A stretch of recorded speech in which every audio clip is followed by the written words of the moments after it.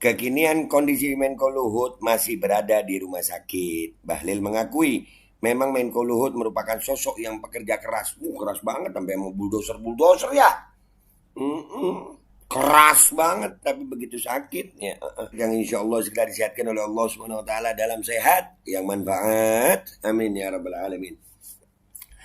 Oke guys, ada berita nih tentang kabar terakhir Lord Opung Luhut dari Bahlil. Nih keren nih, ada berita begini nih.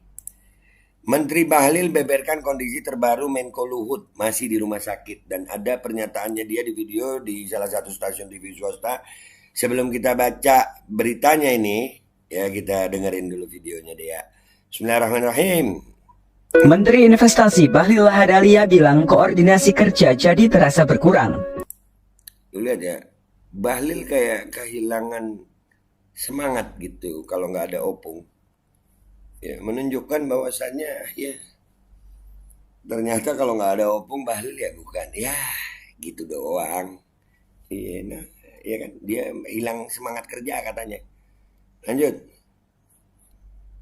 Hal itu utamanya terjadi karena Menko Marves Luhut Binsar Panjaitan sedang sakit. Kan gara-gara Menko Marves itu sakit, ya Bahlil itu kayak kurang koordinasi katanya.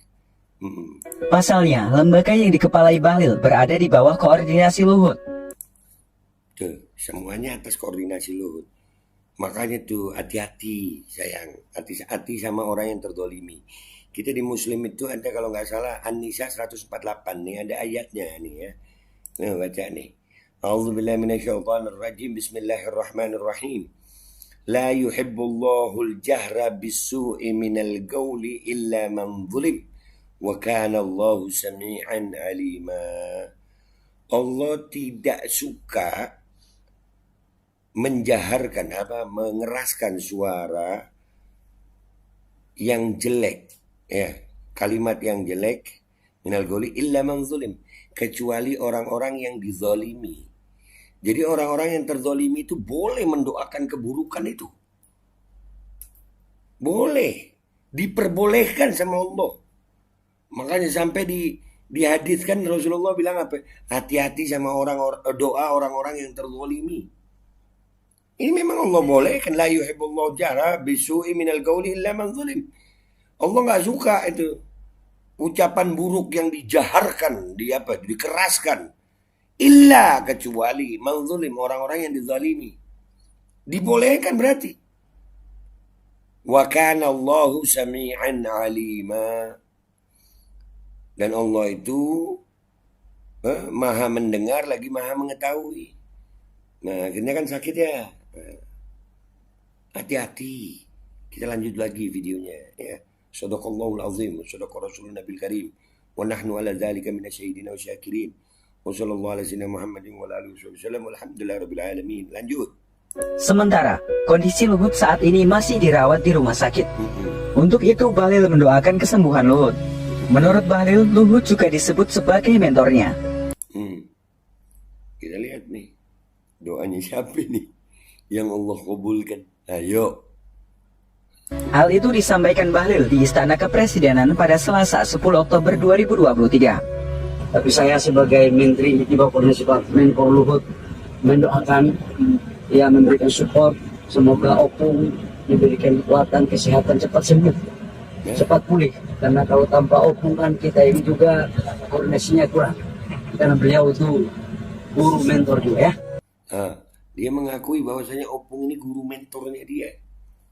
Ya, sementara orang-orang rakyat-rakyat yang terzolimi oleh dalam tanda kutip yang merasa terzolimi oleh Menteri Bahlil ini juga manusia, juga hamba Allah kalau mereka orang-orang yang dekat sama Allah.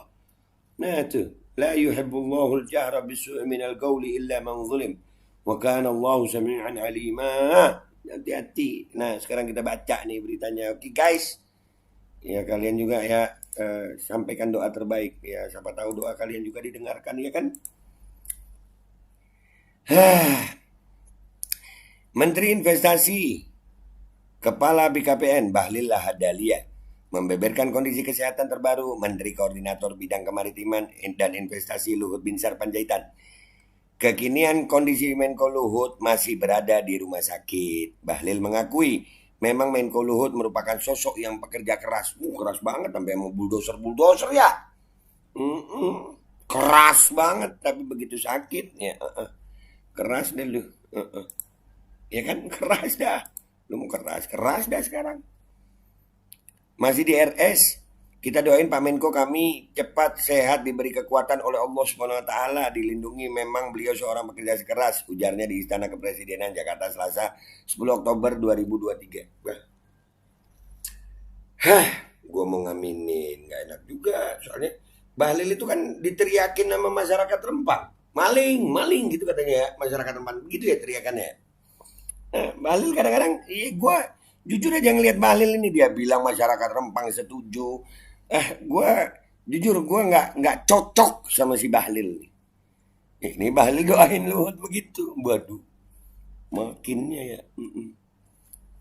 Namun demikian Bahlil tidak merinci penyakit apa yang tengah dilanda Menko Luhut. Namun sebagai bawahannya pihaknya akan memberi dukungan agar Menko Luhut cepat pulih. Ngopi, penyakitnya nggak dikasih tahu.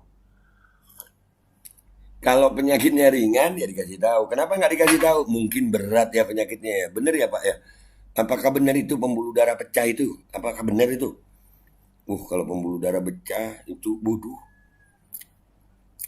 Nggak tahu gue.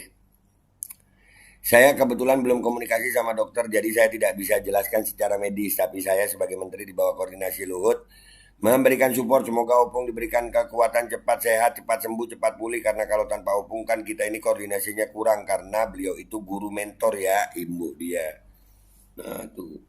Jadi gurunya Bahlil, mentornya Bahlil itu Luhut. Yang ngomong siapa? Bahlilnya sendiri. Jadi kalau lu ngelihat Bahlil begitu, itu apakah itu ajaran Luhut juga begitu ya? Karena ada pernyataannya Luhut, bulldozer. Nah lu, bulldozer.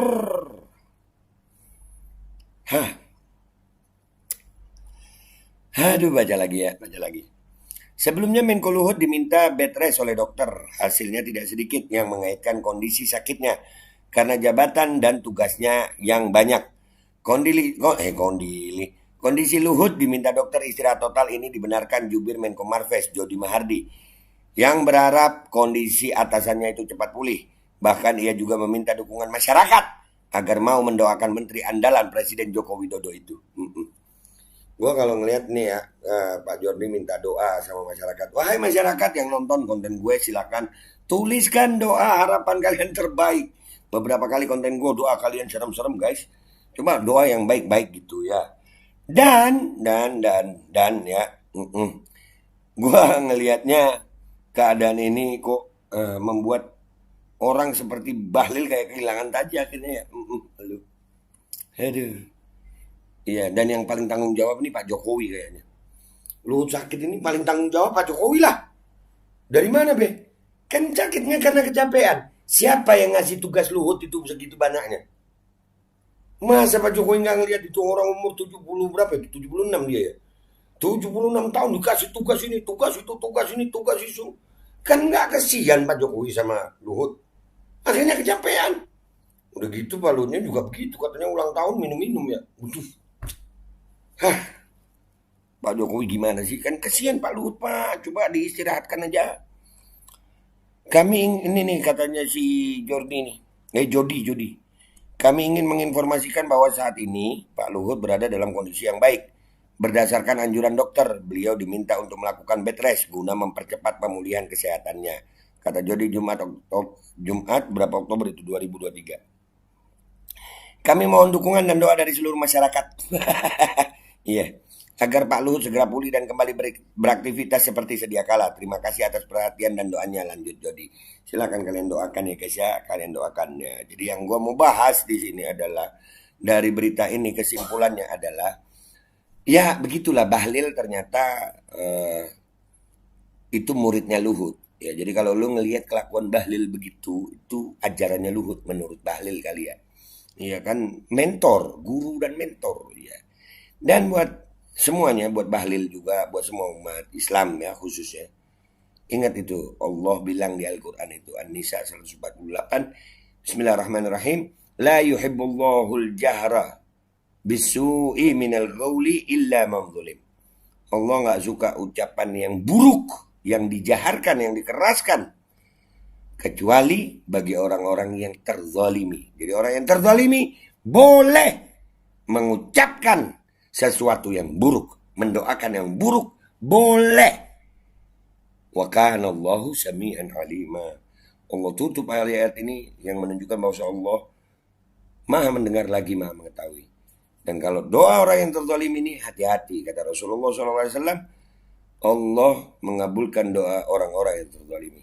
Dan buat kalian yang merasa terzalimi, andai kata suara kalian tidak didengar oleh pejabat, ambil wudhu, sholat, sujudlah kalian, berdoalah sama Allah.